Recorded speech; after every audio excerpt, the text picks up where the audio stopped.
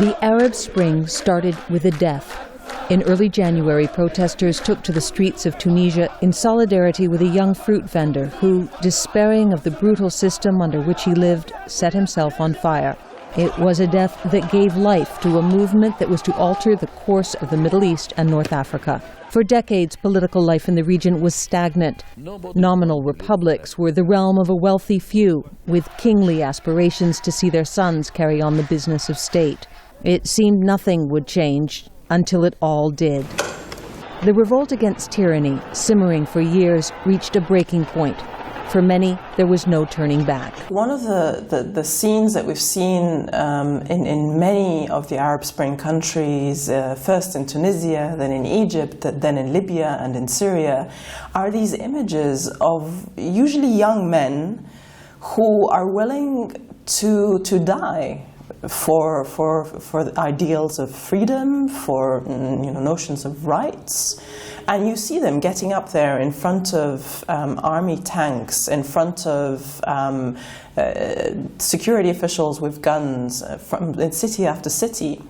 And this new courage to stand up to abuse is something I think that we've seen that is really what has fueled the Arab Spring.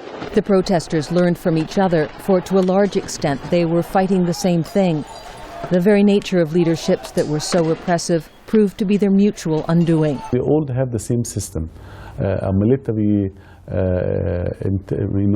intelligence police state like in Tunisia, like in Egypt, like in Yemen, like in Syria, like in Libya, the same system. And so it is sketchy. Once you have something affecting the domino, the whole domino is affected. The uprisings changed not only the rulers of these states, but unsettled long-standing alliances. It's brought in this sort of this sense of unpredictability about the Middle East, which seemed to be such a stable region where authoritarian rulers would hand on power to their children in many cases, and where the international community could rely upon having certain friends in the region who would guarantee stability. I think those understandings of the Middle East have been broken. The jury is still out on whether the protests will bring the hoped-for transition to representative governments. Some see the rise of Islamist parties in Tunisia and Egypt as a threat to a democratic transition. And for others in the region, the struggle continues.